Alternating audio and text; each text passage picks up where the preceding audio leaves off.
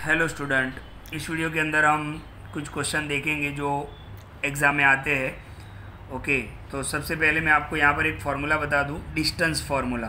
Okay, formula नाम क्या है? Distance formula. एक्चुअली ये फार्मूला स्टैंडर्ड 10 के अंदर जो कोऑर्डिनेट ज्योमेट्री आता है उसमें है, लेकिन कभी कभी एग्ज़ाम में पूछ लेते हैं। ओके, तो बहुत ही नॉर्मल फार्मूला है कि डिस्टेंस फार्मूला क्या है कि आपको दो पॉइंट्स दिए होंगे कि मान लो कि आपको पॉइंट ए दिया हुआ है, जिसमें आपको मान लो कि इस तरीके से दिया हुआ है कोई 0.53। ओके, तो इस 5 को हम क्या ले लेंगे x1 और ये 3 को हम क्या ले लेंगे y1। तो एक पॉइंट आपको दिया हुआ है a और दूसरा पॉइंट आपको दिया हुआ है b। तो दूसरा जो पॉइंट होगा, मान लो कि आपको 3, 4 दिया हुआ है, तो दूसरे पॉइंट को हम क्या लेंगे x2 और y2। पहले पॉइंट को x1 y1 और दूसरे पॉइंट को x2 y2। तो अब आपको a और b के बीच का डिस्टेंस फाइंड करना है। मान लो कि ये a पॉइंट है, यहाँ पर b पॉइंट है।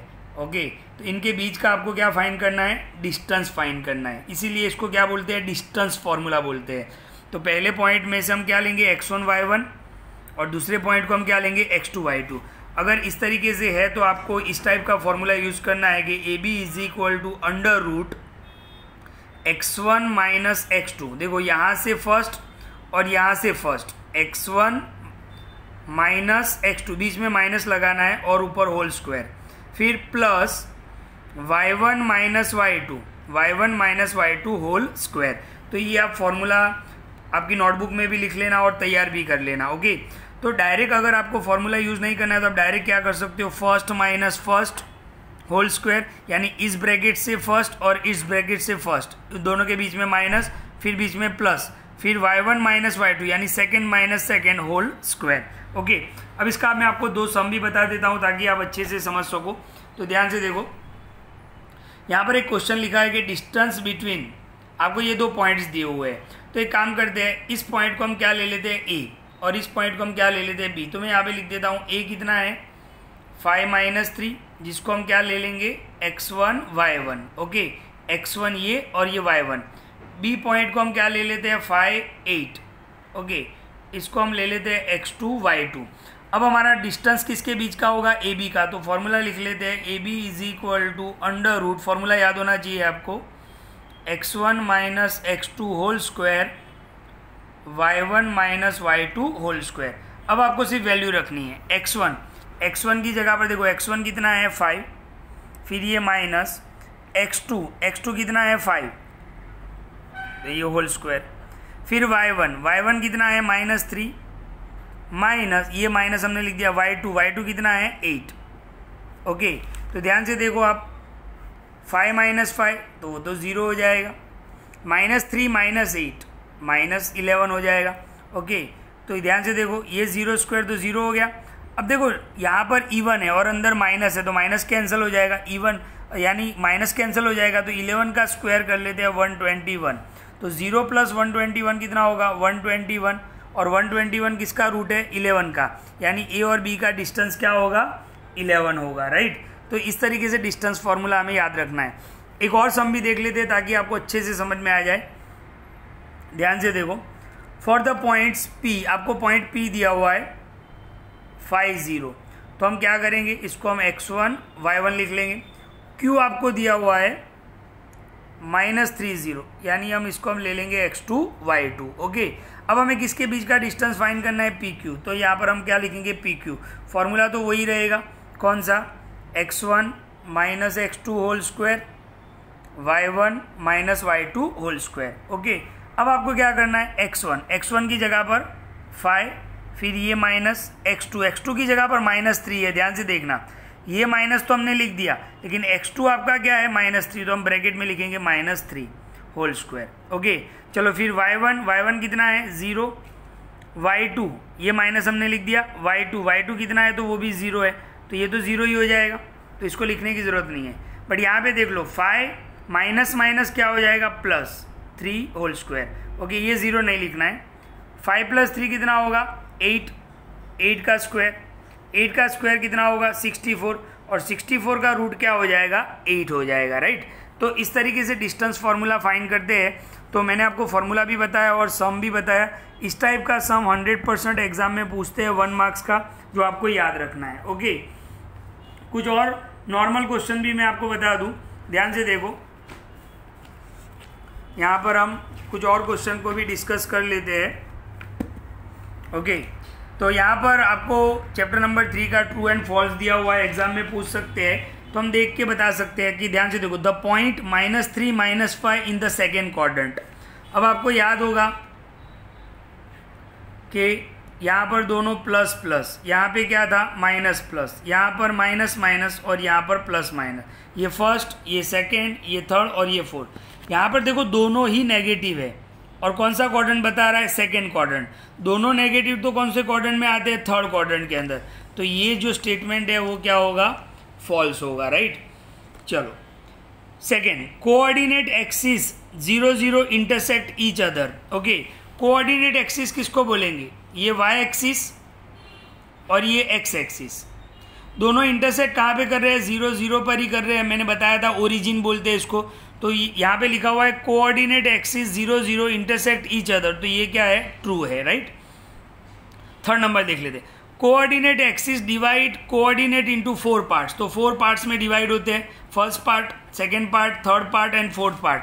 तो ये भी क्या होगा, ट्रू होगा, राइट। ओके, नंबर 4 देख लेते हैं, for point P50 and Q -30, PQ, P और Q का डिस्टेंस कितना आ रहा है, 8 आ रहा है। तो अभी हमने सम सॉल्व किया, देखो ये रहा P और Q, इसका डिस्टेंस कितना दिया हुआ है आपको, 8 आया।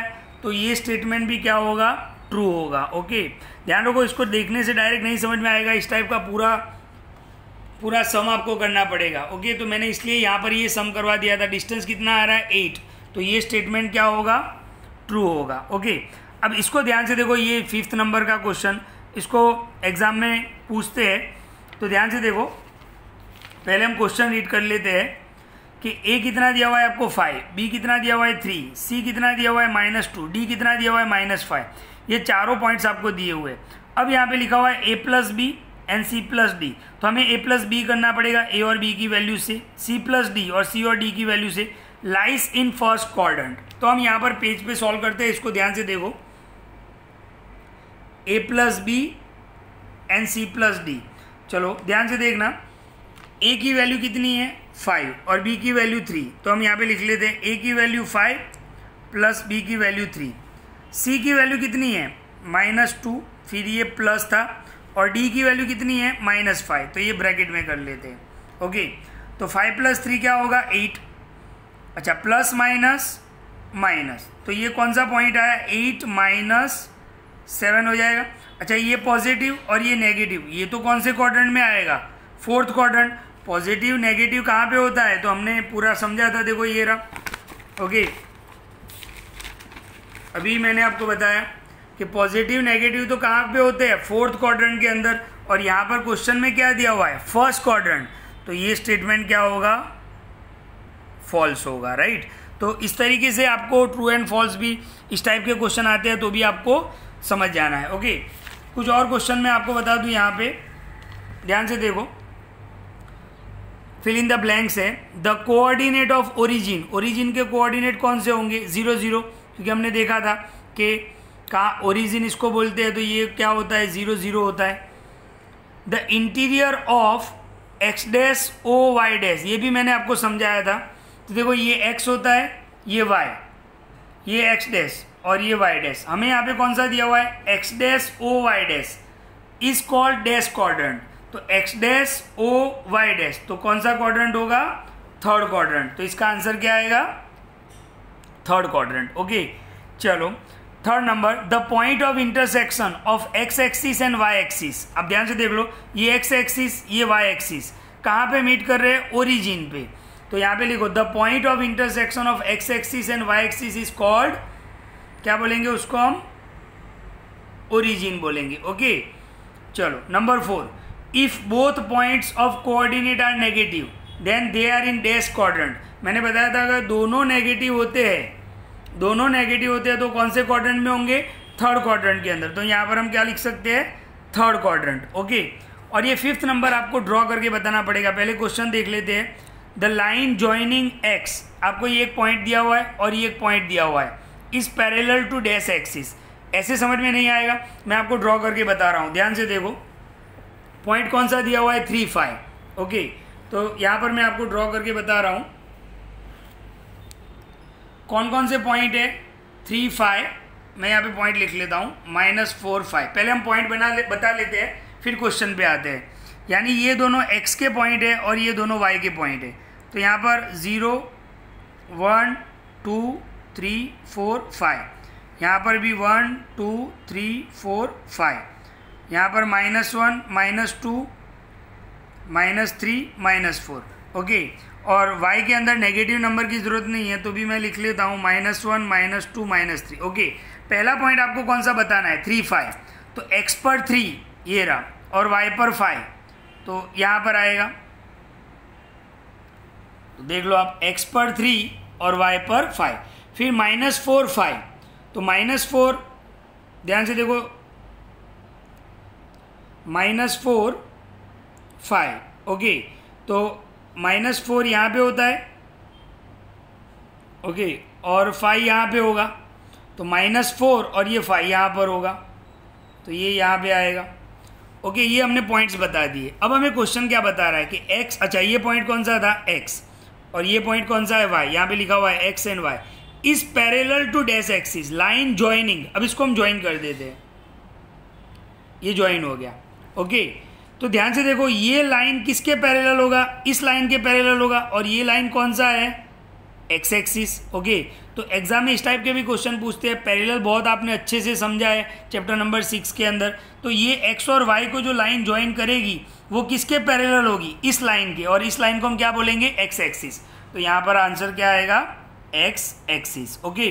तो इस वीडियो को ध्यान से देखें, इस टाइप के क्वेश्चन एग्जाम में आते हैं, ओके। और भी एक वीडियो मैं इसके बनाऊंगा क्वेश्चन का, जो आपको आगे मिलेगा। Thank you.